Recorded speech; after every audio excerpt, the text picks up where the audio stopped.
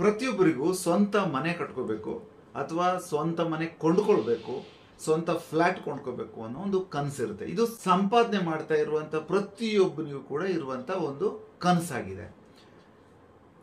ನಮ್ಮ ಫ್ಯಾಮಿಲಿಯಲ್ಲಿರ್ಬೋದು, ನಮ್ಮ ಹಿರಿಯರಿರ್ಬೋದು, ಎಲ್ಲರೂ ಹೇಳ್ಕೊಡೋದಷ್ಟೇ ಫಸ್ಟ್ ಒಂದು ಮನೆ ಮಾಡ್ಕೋ ಅಂತ.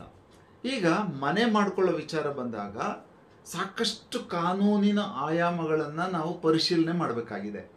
ಮೊದಲನೇದಾಗಿ ಲ್ಯಾಂಡ್ದು ಟೈಟಲ್ ಇರ್ಬೋದು, ಆಮೇಲೆ ಲ್ಯಾಂಡ್ ಇರುವಂಥ ಜಾಗ ಯಾವುದಾನ ಒತ್ತುವರಿ ಜಾಗನ, ರಾಜಕಾಲುವೆ ಜಾಗನ, PTCL ಲ್ಯಾಂಡಾ, ಈ ಥರ ಬೇರೆ ಬೇರೆ ಆ್ಯಂಗಲಲ್ಲಿ ಅದನ್ನ ಚೆಕ್ ಮಾಡಬೇಕಾಗಿದ್ದು ನಮ್ಮ ಮೊದಲ ಕರ್ತವ್ಯ ಆಗಿದೆ, ಮೊದಲ ಒಂದು ಜವಾಬ್ದಾರಿ ಆಗಿದೆ ಅಂತ ಹೇಳ್ಬೋದು.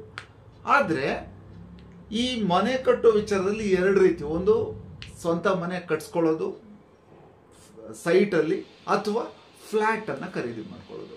ಎಷ್ಟೋ ಜನಕ್ಕೆ ಫ್ಲ್ಯಾಟನ್ನು ಖರೀದಿ ಮಾಡೋದು ಒಂದು ರೀತಿ ಸೇಫ್ಟಿ ಅಂತ ಅನ್ನಿಸ್ತಾ ಇದೆ. ಒಂದಷ್ಟು ಜನ ಹೇಳ್ತಾರೆ ಫ್ಲ್ಯಾಟಿಗಿಂತ ಸ್ವಂತ ಮನೆ ಕಟ್ಸ್ಕೊಂಡ್ರೆ ಚೆನ್ನಾಗಿರುತ್ತೆ ಅಂತ. ಆದರೆ ಸೇಫ್ಟಿ ವಿಚಾರ ಬಂದಾಗ ಎಷ್ಟೋ ಜನ ಫ್ಲ್ಯಾಟ್ ತಗೊಳ್ಳೋದು ಬಹಳ ಒಳ್ಳೆ ವಿಚಾರ ಅಂತ. ಇಲ್ಲಿ ಸಾಮಾನ್ಯವಾಗಿ ಮನೆ ತಗೊಳ್ಳುವಾಗ ಇರುವಂಥ ಏನೇನು ನಮಗೆ ಜವಾಬ್ದಾರಿಗಳು, ಚಾಲೆಂಜಸ್ಸು ಏನೇನಿದೆಯೋ, ರಿಸ್ಕ್ಗಳೇನೇನಿದೆಯೋ, ಅದಲ್ಲದೆ ಒನ್ ಸ್ಟೆಪ್ ಅಹೆಡ್ ಇನ್ನೂ ಒಂದು ಹೆಚ್ಚಿನ ಜವಾಬ್ದಾರಿ ಅಥವಾ ಹೆಚ್ಚಿನ ರಿಸ್ಕ್ ಅಥವಾ ಹೆಚ್ಚಿನ ಕಾನೂನಿನ ಒಂದು ಚೌಕಟ್ಟು ಸ್ವಲ್ಪ ದೊಡ್ಡದಾಗುತ್ತೆ ಅಪಾರ್ಟ್ಮೆಂಟ್ ಅನ್ನು ಖರೀದಿ ಮಾಡುವವರಿಗೆ ಅಂತ ಹೇಳೋದಕ್ಕೋಸ್ಕರ ಈ ವಿಡಿಯೋನ ನಾನು ಮಾಡ್ತಾ ಇದ್ದೀನಿ. ಏನದು ಆ ಚಾಲೆಂಜ್ ಅನ್ನೋದ್ರ ಬಗ್ಗೆ ನಾವು ನೋಡೋಣ. ಈ ಅಪಾರ್ಟ್ಮೆಂಟ್ಗೆ ಸಂಬಂಧಪಟ್ಟಂಗೆ ಇತ್ತೀಚೆಗೆ ಅಂದರೆ 2023ರಲ್ಲಿ ಗೌರ್ಮೆಂಟ್ ಲಾ ಡಿಪಾರ್ಟ್ಮೆಂಟ್ ಒಂದು ಕ್ಲಾರಿಫಿಕೇಶನ್ ಕೊಡುತ್ತೆ. ಕರ್ನಾಟಕ ಏನು ಕ್ಲಾರಿಫಿಕೇಶನ್ ಕೊಡ್ತಾ ಇದೆ ಅಂತಂದ್ರೆ, legal department Karnataka apartment ownership act 1972 ತಳೋ ಒಂದು ಆಕ್ಟ್ ಇದೆ, ಕರ್ನಾಟಕ ಅಪಾರ್ಟ್ಮೆಂಟ್ ಓನರ್ಶಿಪ್ ಆಕ್ಟ್ 1972. ಇದರ ಅಡಿಯಲ್ಲಿ ಸಬ್ ರಿಜಿಸ್ಟ್ರಾರ್ ಆಫೀಸಲ್ಲಿ ರಿಜಿಸ್ಟ್ರೇಷನ್ ಮಾಡಿ ಅಪಾರ್ಟ್ಮೆಂಟ್ ಓನರ್ಶಿಪ್ ಅಸೋಸಿಯೇಷನ್ ಏನಿದೆ, ಇದು Karnataka ownership of flat act 1972 ಅಡಿಯಲ್ಲಿ ರಿಜಿಸ್ಟ್ರೇಷನ್ ಮಾಡ್ಕೊಳ್ಬೇಕು ಅಂತ ಹೇಳ್ತೇನೆ. ಇನ್ನು section 10 of the Karnataka ownership of flat act ಏನು ಮೆನ್ಷನ್ ಮಾಡ್ತಾ ಇದೆ ಅಂತಂದ್ರೆ, apartment association can be formed under cooperative society, Karnataka cooperative societies act 1959 ಅಥವಾ ಕಂಪನೀಸ್ ಆಕ್ಟ್ 2013. ಅಂದ್ರೆ ಈ ಕರ್ನಾಟಕ ಕೋಆಪರೇಟಿವ್ ಸೊಸೈಟೀಸ್ ಆಕ್ಟ್ 1959 ಅಥವಾ ಕಂಪನೀಸ್ ಆಕ್ಟ್ 2013 ಯಾಕೆ ಹೇಳ್ತಾ ಇದೆ ಅಂತಂದ್ರೆ, ಅದೊಂದು ಸೆಪರೇಟ್ ಲೀಗಲ್ ಎಂಟಿಟಿ ಆಗಿರುತ್ತೆ. ಈ ಸೆಪರೇಟ್ ಲೀಗಲ್ ಎಂಟಿಟಿ ಯಾಕೆ ಬೇಕು ಅನ್ನೋದು ಒಂದು ಪ್ರಶ್ನೆ ನಿಮ್ಗೆ ಬರ್ಬೋದು. ಸಂಕ್ಷಿಪ್ತವಾಗಿ ಹೇಳೋಂಗಿದ್ರೆ ನೋಡಿ, ಅಪಾರ್ಟ್ಮೆಂಟ್ ಅಲ್ಲಿ ಫ್ಲಾಟ್ ಕೊಂಡ್ಕೊಂಡಿರುವವರು ಹೆಚ್ಚಿನವರು ಬರೀ ಆ ಫ್ಲಾಟ್ದು ಟೈಟಲ್ ಡೀಡ್ಸ್ ಅಥವಾ ಅದರದ್ದು ಸೇಲ್ ಡೀಡ್ ಬಗ್ಗೆ ಮಾತ್ರ ಯೋಚನೆ ಮಾಡ್ತಾರೆ. ಅನ್ಡಿವೈಡೆಡ್ ಶೇರ್ ಏನಿದೆ, ಲೈಕ್ ಕಾಮನ್ ಏರಿಯಾಸ್ ಇರ್ಬೋದು, ಸ್ವಿಮ್ಮಿಂಗ್ ಪೂಲ್ ಇರ್ಬೋದು, ಈ ಥರದ್ದಕ್ಕೆ ಯಾರು ಓನರ್, ಇದರ ವಾರಸ್ದಾರರು ಯಾರು ಅನ್ನೋ ಒಂದು ಪ್ರಶ್ನೆ ಬರುತ್ತೆ. ಇಲ್ಲಿ ಬಿಲ್ಡರ್ ಏನಿದ್ದಾರೆ ಅವರು ಫ್ಲಾಟ್ ಅನ್ನ ರಿಜಿಸ್ಟ್ರೇಷನ್ ಮಾಡಿಕೊಡ್ತಾರೆ ಅಥವಾ ಡಿಕ್ಲರೇಷನ್ ಡೀಡ್ ಮಾಡಿಕೊಡ್ತಾರೆ. ಆದರೆ ಆ ಅನ್ಡಿವೈಡೆಡ್ ಶೇರ್ ಅನ್ನ ಕ್ಲಿಯರ್ ಆಗಿ ಒಂದು ಅಸೋಸಿಯೇಷನ್ಗೆ ಟ್ರಾನ್ಸ್ಫರ್ ಮಾಡಿ ಕೊಡ್ತಾ ಇಲ್ಲದೆ ಇರೋದೇ ಇವತ್ತು ಸಾಕಷ್ಟು ಚರ್ಚಾ ವಿಷಯ, ಸಾಕಷ್ಟು ಚರ್ಚೆಗೆ ಗ್ರಾಸವಾದಂಥ ಒಂದು ವಿಷಯ ಅಂತ ನಾವು ತಿಳ್ಕೊಬಹುದು. ಇದಕ್ಕೆ ಒಂದೊಂದು ಉದಾಹರಣೆ ಅಂತ, ಇದೊಂದು ಗೌರ್ಮೆಂಟ್ ಆಫ್ ಕರ್ನಾಟಕದ್ದು RTI ರಿಪ್ಲೈ ಏನಿದೆ, ಇದು ಒಂದು ಉದಾಹರಣೆ ಅಷ್ಟೇ. ಆಮೇಲೆ ಎಷ್ಟೋ ಅಸೋಸಿಯೇಷನ್ ಏನು ಹೇಳ್ತಾ ಇದ್ದಾರೆ ಅಂತಂದ್ರೆ, ಇದ್ರ ಬಗ್ಗೆ ಕ್ಲಾರಿಟಿ ಸಿಗ್ತಾ ಇಲ್ಲ ಅಂತಂದ್ರೆ ನಾವು ಮತ್ತೆ ಆ ಬಿಲ್ಡರ್ ಹಂಗಿನಲ್ಲೇ ಇರಬೇಕಾಗುತ್ತೆ. ನಾವಿದೀವಿ flat owner, single flat owner, ಅದ್ರ ಮೇಲೆ ಒಂದು ಅಸೋಸಿಯೇಷನ್ ಸಹ ಇದೆ. ಆದರೆ ಆ ಟ್ರಾನ್ಸ್ಫರ್ ಆಫ್ ಟೈಟಲ್ ಏನಿದೆ, ಅದರ ಒಂದು ರೈಟ್ಸ್ ಏನಿದೆ, ಅದು ನಮಗೆ ಸಿಗದೆ ಹೋದ್ರೆ ನಾವು ಮತ್ತು ಕೂಡ ಅದೇ ಬಿಲ್ಡರ ಒಂದು ಹಂಗಲ್ಲಿರ್ಬೇಕಾಗಿದೆ, at the mercy of the builders ಅಥವಾ ಡೆವಲಪರ್ಸ್ ಅಂತ ಹೇಳ್ತಾರೆ. ನಾನು ಹೇಳಿರುವಂತ ವಿಷಯದಲ್ಲಿ ಒಂದು ವಿಷಯ ನಿಮ್ಗೆ ಅರ್ಥ ಆಗಿರ್ಬೇಕು.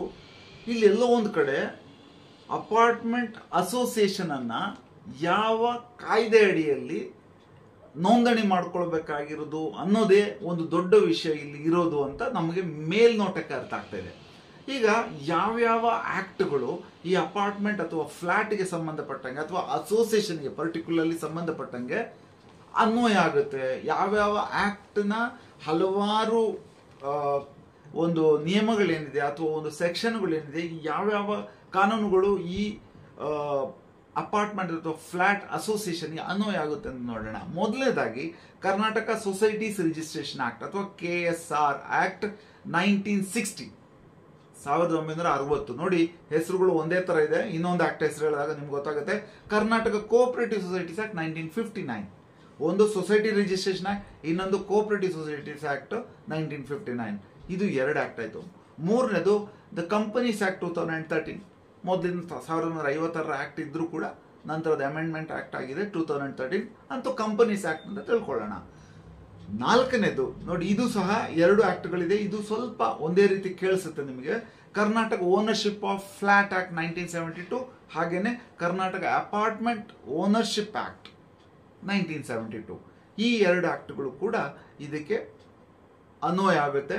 ಅದೇ ರೀತಿ ಆ ಆಕ್ಟ್ಗಳ ಅಡಿಯಲ್ಲಿ ಅಪಾರ್ಟ್ಮೆಂಟ್ ಅಸೋಸಿಯೇಷನ್ಗಳು ಬರುತ್ತೆ. ಇನ್ನ 2 ಆಕ್ಟ್ ಇದೆ. ರೇರಾ ಆಕ್ಟ್ ಅಂತ ಒಂದಿದೆ, ಇತ್ತೀಚೆಗೆ ಬಂದಿರುವಂತಹ ಒಂದು ಆಕ್ಟ್.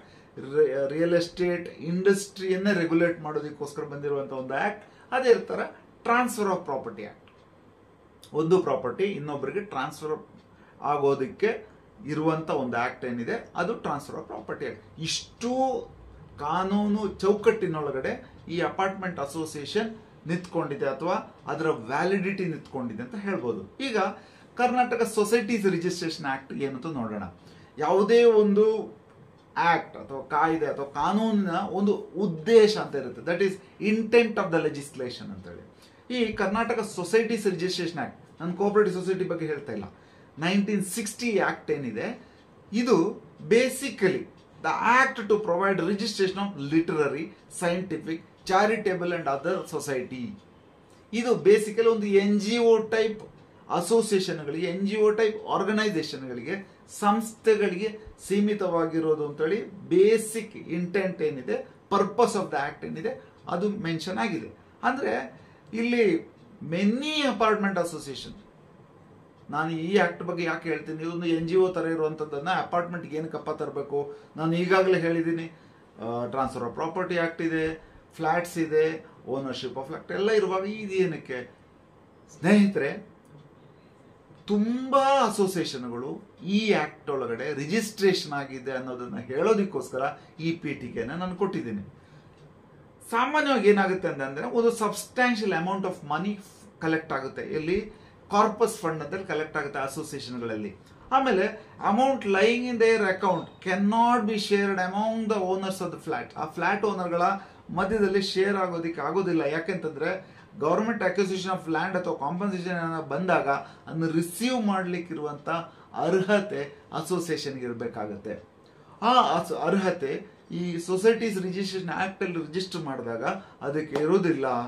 ಆಮೇಲೆ section 23 of the KSR act ಏನಿದೆ, ಇಲ್ಲಿ ಪ್ರಾಫಿಟ್ ಶೇರಿಂಗಿಗೆ ಬಾರ್ ಇದೆ, ಅದಕ್ಕೆ ನಿರ್ಬಂಧ ಇರೋದ್ರಿಂದ ಈ ಸೊಸೈಟೀಸ್ ರಿಜಿಸ್ಟ್ರೇಷನ್ ಆಕ್ಟ್ ಅನ್ನೋದು ಈ ಅಪಾರ್ಟ್ಮೆಂಟ್ ಅಸೋಸಿಯೇಷನ್ಗೆ ಅನ್ವಯ ಆಗೋದಿಲ್ಲ. ಅದರಲ್ಲಿ ರಿಜಿಸ್ಟ್ರೇಷನ್ ಮಾಡಬಾರದು ಅನ್ನೋದು ಮುಖ್ಯವಾದಂತ ಒಂದು ಪಾಯಿಂಟ್ ಆಗಿದೆ. ಇವಾಗ ಕರ್ನಾಟಕ ಸೊಸೈಟಿ ರಿಜಿಸ್ಟ್ರೇಷನ್ ಆಕ್ಟ್ 1960 ಇದಕ್ಕೆ ಅನ್ವಯ ಆಗುದಿಲ್ಲ ಅಂತಂದ್ರೆ ನೆಕ್ಸ್ಟ್ ಯಾವ ಆಕ್ಟ್ ಇದೆ ಅಂತ ಕೇಳಿದ್ರೆ, ಕರ್ನಾಟಕ ಕೋಆಪರೇಟಿವ್ ಸೊಸೈಟೀಸ್ ಆಕ್ಟ್ 1959 ಅಥವಾ 1959 ಆಕ್ಟ್ ಅಂತ ತಿಳ್ಕೊಳ್ಳೋಣ.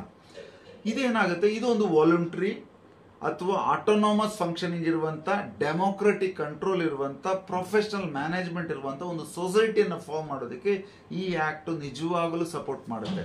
ಒಂದು ಅಪಾರ್ಟ್ಮೆಂಟ್ ಅಸೋಸಿಯೇಷನ್ ಇರುವಂತ ಒಂದು ಸೆಟಪ್ಗೆ 1959 ಆಕ್ಟ್ ತುಂಬಾ ಸೂಟೇಬಲ್ ಆಗುತ್ತೆ. It is formed for the general welfare of its members. General public ಇರುವಂತಲ್ಲ, ಮೆಂಬರ್ಸ್ಗಾಗಿದೆ. ಆಮೇಲೆ ಪಬ್ಲಿಕ್ಗೂ ಕೂಡ in accordance with cooperative principle. Cooperative principle ಹೇಳ್ತಾರೆ self help through mutual help, cooperation among cooperatives, ಈ ತರ ಸುಮಾರು ಪ್ರಿನ್ಸಿಪಲ್ಸ್ ಅಲ್ಲಿದೆ ಕೋಆಪರೇಟಿವ್ ಆಕ್ಟ್ ಅಲ್ಲಿ ಅಥವಾ ಕೋಆಪರೇಟಿವ್ ಪ್ರಿನ್ಸಿಪಲ್ಸ್ ಅಲ್ಲಿ. ಇನ್ನು when it registered under this act, society becomes a body corporate, ಒಂದು ಸೆಪರೇಟ್ ಲೀಗಲ್ ಎಂಟಿಟಿ ಇರುತ್ತೆ ಅದಕ್ಕೆ. ಆಮೇಲೆ which can hold the property, enter into contracts ಎಲ್ಲಾನು ಮಾಡ್ಕೋಬಹುದು. ಅನ್ನು ಸೇಲ್ ಮಾಡೋದಕ್ಕೆ, ಪರ್ಚೇಸ್ ಮಾಡೋದಕ್ಕೆ ಎಲ್ಲದಕ್ಕೂ ಅರ್ಹತೆ ಇದೆ, ಅದಕ್ಕೊಂದು ಎಲಿಜಿಬಿಲಿಟಿ ಬರುತ್ತೆ. ಆಮೇಲೆ ಸೊಸೈಟಿ ವಿಲ್ ಹ್ಯಾವ್ ಒಂದು ಬೈಲಾ ಅಂತ ಇರುತ್ತೆ, ಅದಕ್ಕೊಂದು ಅಥವಾ ಮೆಮೊರಾಂಡಮ್ ಅಂತ ಕರಿಬಹುದು. ಆಮೇಲೆ with the share holding of the member share holding ಅನ್ನ ತಗೊಂಡು ಮಾಡ್ಕೊಳ್ಳುವಂಥದ್ದು. ಆಮೇಲೆ ಫ್ಲಾಟ್ ಓನರ್ಸ್ ಅದನ್ನು ಸೇಲ್ ಮಾಡ್ತಾ ಇದ್ದಂಗೆಲ್ಲ ಫ್ಲಾಟ್ ಓನರ್ಗಳ ಹೆಸರು ಅದಕ್ಕೆ ಬಂದ್ಬಿಡುತ್ತೆ. ಏನು, ಸೊಸೈಟಿ ಒಳಗಡೆ ಬಂದು ಅದಕ್ಕೊಂದು ಸೆಪರೇಟ್ ಲೀಗಲ್ ಎಂಟಿಟಿಯಲ್ಲಿ ಅವರು ಕೂಡ ಒಂದು ಪಾಲುದಾರರಾಗ್ತಾರೆ. Society will be compliant with section 10 of the Karnataka ownership of flat act. Karnataka ownership of flat act ಅನ್ನ ಬಿಟ್ಬಿಟ್ಟು ಮಾಡೋದಕ್ಕಾಗೋದಿಲ್ಲ, ಅದಕ್ಕೂ ಕಂಪ್ಲೈಂಟ್ ಆಗಿರ್ಬೇಕು ಅಂತ ಹೇಳ್ತಾರೆ. ಕಂಪ್ಲೈಂಟ್ ಆಗಿ ಸಹ ಇದೆ with respect to common profits and expenses ಶೇರಿಂಗಿಗೆ ಗೋಸ್ಕರ. ಆಮೇಲೆ promoters to comply with section 17 of the RERA act. Section 17 of the RERA act ಅಲ್ಲಿ ಟ್ರಾನ್ಸ್ಫರ್ ಆಫ್ ಟೈಟಲ್ ಏನಿದೆ ಇದು ಹೇಳ್ತಾ ಇದೆ. ಅದರ ಪ್ರಕಾರನೂ ಇದು ಕಂಪ್ಲೈಂಟ್ ಆಗಿರುತ್ತೆ, ಅಂದ್ರೆ ಅದು ವಿರುದ್ಧವಾಗಿರುವುದಿಲ್ಲ ಅಂತ ಹೇಳ್ತಾರೆ. ಆಮೇಲೆ also it helps to fulfil the rights and duties of the association to claim the possession of the apartment and also to register the conveyance deed of the conveyance deed ಏನು ಅಥವಾ developer ಮಾಡ್ಕೊಳ್ಳುವಂತ conveyance deed ಅನ್ನ register ಮಾಡ್ಕೊಳ್ಳೋದಕ್ಕೋಸ್ಕರ ಕೂಡ ಇದು help ಆಗುತ್ತೆ 1959 act. So ಇಲ್ಲಿ conditions ಏನಪ್ಪ ಅಂದ್ರೆ 1959 ಆಕ್ಟ್ ಅಲ್ಲಿ ನಿಮಗೆ ಒಂದು ಚಾಲೆಂಜಸ್ ಅಥವಾ ಕಂಡೀಷನ್ಸ್, ಒಂದು ನಿರ್ಬಂಧಗಳು ಏನ್ ಬರುತ್ತೆ ಅಂತಂದ್ರೆ, member of one apartment society cannot be member of another society. ಎಷ್ಟೋ ಸಲ ಏನಾಗುತ್ತೆ, ಒಬ್ಬರಿಗೆ ಸಾಕಷ್ಟು ಫ್ಲಾಟ್ಗಳಿದ್ದು ಬೇರೆ ಬೇರೆ ಕಡೆ, so flat owners having multiple flats will have a issue. ಆಮೇಲೆ minimum number of members to form association 7 ಜನ ಇರ್ತಾರೆ. ಆಮೇಲೆ ರೇರಾ ಆಕ್ಟ್ ಪ್ರಕಾರ 8 ಫ್ಲಾಟ್ ಇರಬೇಕು ಅಂತ ಹೇಳ್ತಾರೆ. ಹವೆವರ್ ಅಫ್ಕೋರ್ಸ್ 7-8 ಫ್ಲಾಟ್ ಇರುವಂತವ್ರು ಯಾವುದೂ ಇಲ್ಲ, ಜಾಸ್ತಿ ಫ್ಲಾಟ್ಸೇ ಇರೋದ್ರಿಂದ ಆ ಸಮಸ್ಯೆ ಬರೋದಿಲ್ಲ. ಬಟ್ ಅದು ಕೂಡ ಒಂದು ನಿರ್ಬಂಧ ಅಂತ ಹೇಳ್ಬೋದು. ಎಲೆಕ್ಷನ್ ಪ್ರೋಸೆಸ್ ಇರಬೇಕಾಗತ್ತೆ, ಮಾಡೆಲ್ ಬೈಲೋ ಇರಬೇಕಾಗುತ್ತೆ. ಆಮೇಲೆ 1000 ರೂಪೀಸ್ ಪರ್ ಫ್ಲಾಟ್ ತಗೊಂಡ್ಬಿಟ್ಟು ಕ್ಯಾಪಿಟಲ್ ಅಥವಾ ಮೆಂಬರ್ಶಿಪ್ ತಗೊಂಡು ಮಾಡಬೇಕಾಗುತ್ತೆ. ಹೀಗಾಗಿ ಸ್ವಲ್ಪ ಚಾಲೆಂಜಸ್ ಇದ್ರೂ ಸಹ 1959 ಆಕ್ಟ್ ಈ ಅಪಾರ್ಟ್ಮೆಂಟ್ ಓನರ್ಸ್ ಅಥವಾ ಫ್ಲಾಟ್ ಓನರ್ಸ್ ಅಸೋಸಿಯೇಷನ್ ಫಾರ್ಮ್ ಮಾಡೋದಕ್ಕೆ ಸೂಟೇಬಲ್ ಅಂತ ಹೇಳ್ಬೋದು. ಇನ್ನೊಂದು ಕಂಪನೀಸ್ ಆಕ್ಟ್ 2013 ಇದೆ. ಕಂಪನೀಸ್ ಫಾರ್ಮ್ ಮಾಡಿ ಒಂದು ಅಪಾರ್ಟ್ಮೆಂಟ್ ಅಸೋಸಿಯೇಷನ್ ನಡೆಸೋದಂತಂದ್ರೆ ಮಾಡಬಹುದು ಅಂತೇಳಿ ಕೋರ್ಟ್ ಕೂಡ ಹೇಳಿದ್ರು ಸಹ ಅಷ್ಟು ಸುಲಭ ಅಲ್ಲ ಅದನ್ನು ಮಾಡೋದು. ಅಲ್ಲಿ ಕೂಡ ಕೆಲವು ಚಾಲೆಂಜಸ್ ಬರಬಹುದು. ಈಗ ಕಂಪನೀಸ್ ಆಕ್ಟ್ ಅಲ್ಲಿ ಏನಾಗುತ್ತೆ, ಮಿನಿಮಮ್ 7 ಜನ ಮೆಂಬರ್ಸ್ ಅಂತ ಇದ್ರೂ ಕೂಡ ಮ್ಯಾಕ್ಸಿಮಮ್, ಈಗ ಪ್ರೈವೇಟ್ ಲಿಮಿಟೆಡ್ ಕಂಪನಿಯಲ್ಲಿ 200, ಈ ತರ ಮ್ಯಾಕ್ಸಿಮಮ್ ಮೆಂಬರ್ಸ್ ವಿಷಯ ಬಂದಾಗ 200 ಫ್ಲಾಟ್ಗಿಂತ ಜಾಸ್ತಿ ಇರುವಂತ ಅಪಾರ್ಟ್ಮೆಂಟ್ಗಳಿಲ್ವಾ, ಸಾಕಷ್ಟಿದಾವೆ. ಅಲ್ಲಿ ಕೆಲವು ಚಾಲೆಂಜಸ್ ಅಲ್ಲೂ ಕೂಡ ಬರುತ್ತೆ. ಆಮೇಲೆ ಕಂಪ್ಲಯನ್ಸ್ ಏನಿದೆ, ಅವಾಗ ಮೀಟಿಂಗ್ ಕರಿಬೇಕು. ROC ಕೂಡ ಮಧ್ಯದಲ್ಲಿ ಬಂದ್ಬಿಡುತ್ತೆ. ಒಂದು ರಿಜಿಸ್ಟರ್ ಕಂಪನಿದು ತುಂಬಾ ಸ್ಟ್ರಿಕ್ಟ್ ರೂಲ್ಸ್ ಅನ್ನ ಕೂಡ ನೀವು ಕಂಪ್ಲೈ ಮಾಡಬೇಕಾಗುತ್ತೆ. ಹಾಗಾಗಿ ವಾಸ್ತವದಲ್ಲಿ ಕಂಪನೀಸ್ ಆಕ್ಟ್ ಅಲ್ಲಿ ರಿಜಿಸ್ಟ್ರೇಷನ್ ಮಾಡೋದು ಅಷ್ಟೊಂದು ಕನ್ವೀನಿಯಂಟ್ ಅಲ್ಲ. ಮಾಡಬಹುದು ಅಂತ ಲೀಗಲ್ ಇದ್ರೂ ಕೂಡ ಅಷ್ಟೊಂದು ಕನ್ವೀನಿಯಂಟ್ ಅಲ್ಲ. ಡೈರೆಕ್ಟರ್ ಅಪಾಯಿಂಟ್ಮೆಂಟ್ ಆಗಬೇಕು, MOA, AOA, ಸಿಗ್ನೆಟ್ರೀಸು, ಇವೆಲ್ಲ ತುಂಬಾ ಚಾಲೆಂಜಸ್ ಇದೆ. ಇನ್ನು ಕರ್ನಾಟಕ ಅಪಾರ್ಟ್ಮೆಂಟ್ ಓನರ್ಶಿಪ್ ಆಕ್ಟ್ ಅನ್ನೋದು ನೆಕ್ಸ್ಟ್ ಆಕ್ಟ್. ಈಗ ಕಂಪನೀಸ್ ಆಕ್ಟ್ ಅಲ್ಲಿ ರಿಜಿಸ್ಟ್ರೇಷನ್ ಮಾಡ್ಕೋಬಹುದು. ಇನ್ನು ಅಪಾರ್ಟ್ಮೆಂಟ್ ಓನರ್ಶಿಪ್ ಆಕ್ಟ್ ಏನ್ ಹೇಳುತ್ತೆ, act to provide ownership of an individual apartment in a building and to make such apartment heritable. Heritable ಅಂದ್ರೆ ಬಿಲ್ಡರ್ ಇಂದ ಅಪಾರ್ಟ್ಮೆಂಟ್ ಪ್ರಾಪರ್ಟಿನ ಅನ್ಡಿವೈಡೆಡ್ ಶೇರ್ ಏನಿದೆ ಆ ಅನ್ಡಿವೈಡೆಡ್ ಶೇರ್ ಅನ್ನ ತಗೊಳ್ಳುವಂತ heritable and transferable property and for matters connected, ಅದ್ರ ಸಂಬಂಧಪಟ್ಟಂಗೆ ಬೇರೆ ಯಾವುದೇ ವಿಷಯಗಳಿದ್ರು ಕೂಡ ಅದನ್ನ ಹ್ಯಾಂಡಲ್ ಮಾಡಲಿಕ್ಕೆ ಈ ಕರ್ನಾಟಕ ಓನರ್ಶಿಪ್ ಆಕ್ಟ್ 1972 ಹೇಳುತ್ತೆ. ಈ KAOA ಓನರ್ಶಿಪ್ ಆಕ್ಟ್ ಏನಿದೆ, pass to help make apartment heritable, transferable and mortgageable as also to address the management of the property. ಇಲ್ಲಿ ಸಮಸ್ಯೆ ಎಲ್ಲಿ ಬರುತ್ತೆ ಅಂತ ಹೇಳ್ತೀನಿ. ಸುಮಾರು ಆರ್ಟಿಕಲ್ಸ್ಗಳು, ಕೆಲವು ಕೇಸ್ ಲಾಗಳು, ಗವರ್ಮೆಂಟ್ ರಿಪ್ಲೈಗಳು, ಇವನ್ನೆಲ್ಲ ನೋಡಿದಾಗ ಒಂದು ವಿಷಯ ನಮ್ಗೇನು ಅರ್ಥ ಆಗುತ್ತೆ ಅಂತಂದ್ರೆ, ಫ್ಲಾಟ್ ಏನೋ ಆ ತಗೊಂಡಿರುವಂತ ವ್ಯಕ್ತಿಗೆ ಸಿಗುತ್ತೆ, ಅಪಾರ್ಟ್ಮೆಂಟ್ ಕಾಂಪ್ಲೆಕ್ಸ್ ಒಳಗಡೆ ಒಂದು ಫ್ಲಾಟ್ ಅವನ ಹೆಸರಿಗೆ ರಿಜಿಸ್ಟರ್ ಆಗಿರುತ್ತೆ. ಆದ್ರೆ ಅನ್ಡಿವೈಡೆಡ್ ಶೇರ್ ಏನಿದೆ that is still in the name of the ಯಾರು ಡೆವಲಪರ್ ಇರ್ತಾರೆ ಅವ್ರ ಹೆಸರಲ್ಲೇ ಇದ್ದಿರುತ್ತೆ. ಇದು ಸಮಸ್ಯೆ ಆಗುತ್ತೆ. ನಾಳೆ ದಿವಸ ಒನ್ ಫೈನ್ ಡೇ ಅಪಾರ್ಟ್ಮೆಂಟ್ ಅನ್ನ ಒಡೆದು ಕಟ್ಟೋದು ಅಥವಾ ಇನ್ನೇನೋ ಒಂದು ವಿಷಯ ಬಂತು ಅಂತ ಅನ್ಕೊಳ್ಳಿ, ಅವಾಗ ಆ ರೆವಿನ್ಯೂ ರೆಕಾರ್ಡ್ಸ್ ಅಲ್ಲಿ ಡೆವಲಪರ್ದೇ ಹೆಸರಿದ್ದಾಗ ಅಪಾರ್ಟ್ಮೆಂಟ್ ಓನರ್ಗಳಿಗೆ ಅಲ್ಲಿ ಕಾನೂನಿನ ತೊಡಕು ಬರುತ್ತೆ.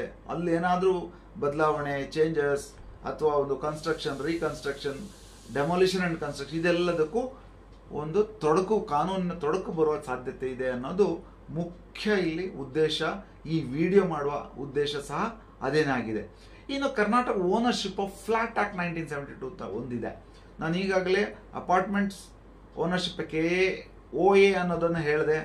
ಇನ್ನು KOFA ownership of flat act ಅಲ್ಲಿ ಏನು ಹೇಳ್ತಾ ಅಂತಂದ್ರೆ ಅದು ಕೂಡ ಮಲ್ಟಿ ಸ್ಟೋರ್ಡ್ ಬಿಲ್ಡಿಂಗ್ ಇರುವಂತ ಒಂದು heritable, transferable and of immovable property ಇರುವಂತದ್ದು, ಅಂದ್ರೆ ಫ್ಲಾಟ್ ಅಪಾರ್ಟ್ಮೆಂಟ್ಗೆ ಸೂಟಬಲ್ ಆಗಿರುವಂತ, ಅದಕ್ಕೋಸ್ಕರನೇ ಮಾಡಿರುವಂತ ಒಂದು ಆಕ್ಟ್.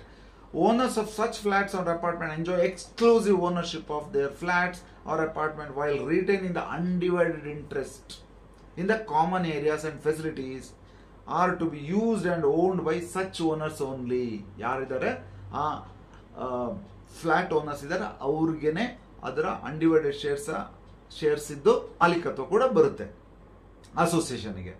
ಆಮೇಲೆ ಈ Karnataka ownership of flat act ಮತ್ತು ಕರ್ನಾಟಕ ಅಪಾರ್ಟ್ಮೆಂಟ್ ಓನರ್ಶಿಪ್ ಆಕ್ಟ್ ವ್ಯತ್ಯಾಸ ಏನಪ್ಪಾ ಅಂತ ನೋಡಿದ್ರೆ, ಕೋಫ್ಯಾಕ್ಟ್ ಫ್ಲಾಟ್ ಓನರ್ಶಿಪ್ ಆಕ್ಟ್ ಅಲ್ಲಿ ಪ್ರಾಸೆಸ್ ಬೇರೆ builder developer constructs and sales the apartment, while its sister act ಅದು ಕನ್ಸ್ಟ್ರಕ್ಷನ್ ಸಂಬಂಧಪಟ್ಟ ಹಾಗಿದ್ರೆ ಅಪಾರ್ಟ್ಮೆಂಟ್ ಓನರ್ಶಿಪ್ ಆಕ್ಟ್ ಏನ್ ಹೇಳುತ್ತೆ ಅಂತಂದ್ರೆ defines the framework for establishing the title, heritability, transferability of apartments ಅಂತ ಕರೀತಾರೆ. ಅಂದ್ರೆ ಇದು ಒಂದಕ್ಕೊಂದು ಜೊತೆಯಲ್ಲಿ ಬರುವಂತ ಆಕ್ಟ್. ಒಂದು ಬೇಸಿಕಲಿ ಒಂದು ಫ್ರೇಮ್ ವರ್ಕ್ ಮಾಡ್ತಾ ಇದ್ರೆ ಇನ್ನೊಂದು ಪ್ರಾಸೆಸ್ಗೆ ಸಂಬಂಧಪಟ್ಟದ್ದು ಆಗಿರುತ್ತೆ. ಹಾಗಾಗಿ ಅದು ಒಂದಕ್ಕೊಂದು ಜೊತೆಯಲ್ಲಿರುವಂತ, ಅದು ಬೇರೆ ಬೇರೆ ಆಕ್ಟ್ಗಳ ತರ ನೋಡೋದಿಲ್ಲ ಅಂತ.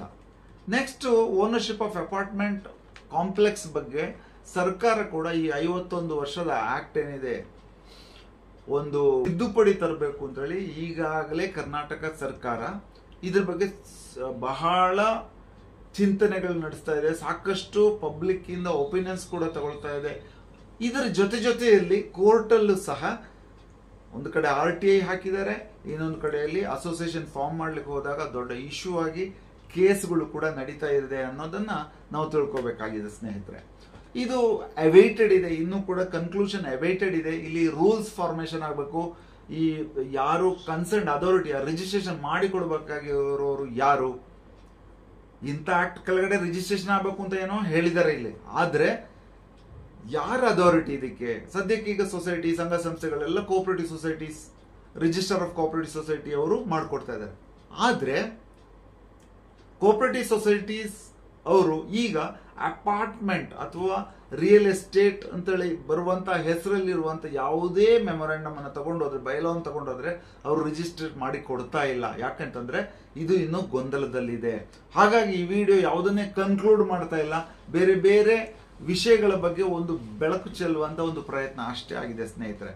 ಏನೇನು ಇಶ್ಯೂಸ್ ಇದೆ ಬೇಸಿಕಲಿ ಒಂದು ಕನ್ಕ್ಲೂಡ್ ಮಾಡ್ಲಿಕ್ಕೆ ಹೋದಾಗ ಇಶ್ಯೂಸ್ ಏನಿದೆ, once the project is complete as per the approved plan, the developer has to execute a registered conveyance deed ಮಾಡಬೇಕಾಗಿದೆ. ಒಂದು ಟ್ರಾನ್ಸ್ಫರ್ ಆಫ್ ಟೈಟಲ್ ಮಾಡೋದಕ್ಕೆ ಅಲೋಟೀಸ್, ಯಾರು ಫ್ಲಾಟ್ ಅಲೋಟೀಸ್ ಇದ್ದಾರೆ ಅವರಿಗೆ undivided proportion of the title ಅದನ್ನು ಕೂಡ ಕೊಡಬೇಕಾಗಿದೆ.